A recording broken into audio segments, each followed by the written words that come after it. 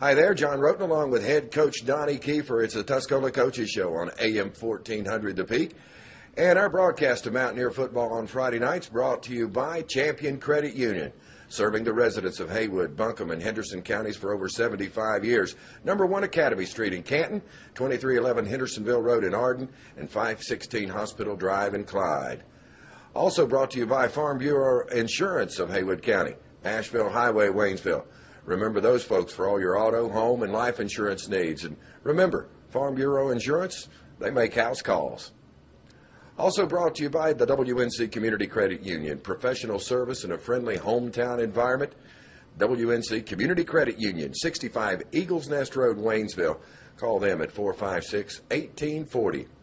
And our injury reports brought to you by Western Carolina Orthopedic Specialist, providing comprehensive orthopedic care for people of all ages, located in the Mountain Medical Center in Clyde, 452-4131, Western Carolina Orthopedic Specialist. And, Coach, let's talk about injuries. Anybody hurting under the weather? Well, one of our starting tackles, Devin Ellenberg, is kind of having problems with his knee retaining fluid. So he's had to have his knee drained a couple of times, and it gets about 2 or 3 times the size of the other one. So he's doubtful for tonight's game. We have to make some, have a few replacements in that situation. He's getting an MRI, so we're going to find out if there's any extensive damage. I don't think he has any structural damage, but something is causing that knee to swell. He's having to have it drained on a regular basis. So we want to get him taken care of and be sure he's healthy before we put him back on the field. Good. Good. Let's talk about some of the individual performances and individuals as a group. We'll get to that in a moment. But Tyler Brocious really played composed football against East Henderson, I thought. Well, Tyler's so much more mature, and you got to realize he's still just a kid. I mean, he just got his driver's license not long ago. Right. And I mean, he really is becoming a good leader. He's becoming a lot more savvy. He's still got some things he needs to improve upon, and he realizes that. But he's definitely a lot more composed, say, than he was last year. And, he'll continue to get better and better. The more games he gets under his belt, the more composed he'll be. Your tandem of tailbacks, Corey Sweeney and Josh Adams, combined for over 200 yards this past Friday night, and looked really good running between the tackles. Right, and like we talked about before, they complement each other so very well because Josh is a burst guy, and he's fast. And, I mean, he hits the hole and he's out. Corey's a little bit more of a shake you down, make a move, make you miss, and then get up in the hole. But they're both outstanding backs. And then, in that mix also that didn't get any carries the other night, I don't believe, but is also an outstanding running back is Austin Chambers, not 44, but 23. Right. And, he's also good. And then Big Austin, number 44, can also play tailback. And, we're going to do some things. You'll see some things in tonight's game where we're going to put Eddie Braun at fullback and Big Austin at tailback and slam it at them a little bit and see how they hold up to that. So glad I'm not on the Brevard defense. Yeah, that's 2 big boys bringing it at you, and both of them are very explosive and strong. So, we're going to look at some of that and see how that pans out and, just do a variety of things. We talked a little bit in a previous segment about Eddie Braun and Big Austin Chambers, number 44, playing fullback. Mm-hmm. But you move Austin around quite a bit on the offense, don't you? Yeah, Austin can play anywhere. I mean, he could play tailback if he had to. He played a lot of tailback last year. He and Eddie both could play tight end if they have to. And, we have some sets where we have 2 tights and 2 flankers with 1 tailback. And, when we do that, we can easily put those 2 at tight end. And, it's no different from them because, a lot of these, you look at the NFL, a lot of these one-back teams, the tight ends are actually fullbacks. Right. They'll line up on the line of scrimmage, walk off, motion to the other side, and that's what an H-back is. And that's really what our guys are, more so than just a pure fullback. They're actually H-backs. They're guys that can catch the ball out of the backfield. They can line up at tight end. They can line up at slot, or they can line up in, right behind the quarterback in the I formation. And both of those players, Eddie and Austin, switch over and have very important roles on the defense. Oh, no question. They're both vital to our success. And, Eddie really didn't play hardly any defense last week.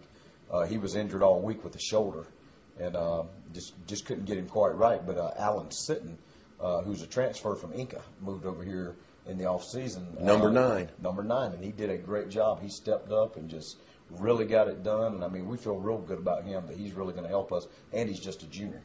That's good. Yeah. That's good. Impressed with the play of the offensive line in that first contest. Really, really looked good, didn't Right. Well, I mean, our emphasis all year, Coach Allen, is coaching the offensive line, doing a great job. And, the first thing that I told him was, I said, Brandon, we want them to be technically sound. We want them to be very good fundamentally. But above all else, we want to be physical. Above all else, we have got to be smash mouth. We have got to be physical. We've got to have a nasty attitude when we walk on the field. And and he's working towards that goal every day. And I mean, we're a lot better at it right now than we were 2 months ago. And 2 games from now, we'll be a lot better at it than we are right now. But I think it's going to be a work in progress. And I think before all is said and done, I think we're going to have one of the premier offensive lines in the mountains. I really do. They sure looked good the other night, and that's just the first game of the season. Turning over to the defense now, and this new scheme that we talked about last week in the pregame show seemed to really work well last week. Yeah, and it's not really new to us. I mean, we've lined up in this before, but, it's just basically an 8-man front. Right. And tonight we're going to get a bunch of spread sets and a bunch of just different looks, sort of like we did last week, with a few different wrinkles. And, we'll be in some 7-man front, some 8-man front. So, I mean, we'll mix it up and, we'll stick as close to our base as we can, but you have to make adjustments when, you can't get outflanked and you can't get outmanned and that kind of thing. So, we'll do a lot of different things. Joe Kiker, impressive last year, but continues in that first contest this year to impress us. Well, if Joe weighed 185, he'd be dangerous. He'd be illegal because he will just flat out knock your head off.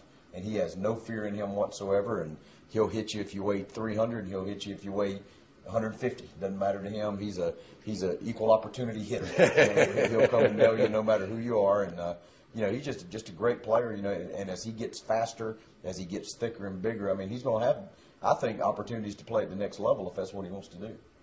Sure is impressive out there, and a good anchor in that defensive backfield. We want to recognize our AM 1400 The Peak player of the game, and we talked about him a little bit earlier. One of the things you emphasized in the very first coaches show last week was that you wanted Leo Gomez to put those touchbacks into the end zone. Absolutely. And he sure did it for you. Right, and like I said, that was a huge weapon. I mean, I think that's a good choice because, like I said, if they have to go 80 yards, that's going to be tough. And then you get inside the 30-yard line, or to the 30-yard line, he's going to be consistent. Even further than that, he kicked a 45-yarder the other night into a pretty strong headwind. And, so, definitely a weapon. And, as he gets more adept at taking snaps, he'll also be punting for us. Tyler punted the other night and did a good job. He averaged 37 yards on 2 punts. But Leo can just boom it. He can, kick it over the lights. But the only thing I'm worried about him right now is taking snaps. He's not used to that. Right. He's a former soccer player, so they don't use their hands. Right. If he'd have been a goalie, it'd have been a different story. So, but anyway, yeah, Leo does a great job, and we really appreciate his work ethic and what he brings to this team. Congratulations to Leo Gomez, number 22, our AM 1400 The Peak player of the game for the East Henderson contest, which Tuscola won 36-7. When we come back, we're going to talk about tonight's game. Brevard Blue Devils coming to C.E. Weatherby Stadium. I'm John Roten with head coach Donnie Kiefer. It's the Tuscola Coaches Show. Online at am1400thepeak.com. On your radio, AM 1400 The Peak.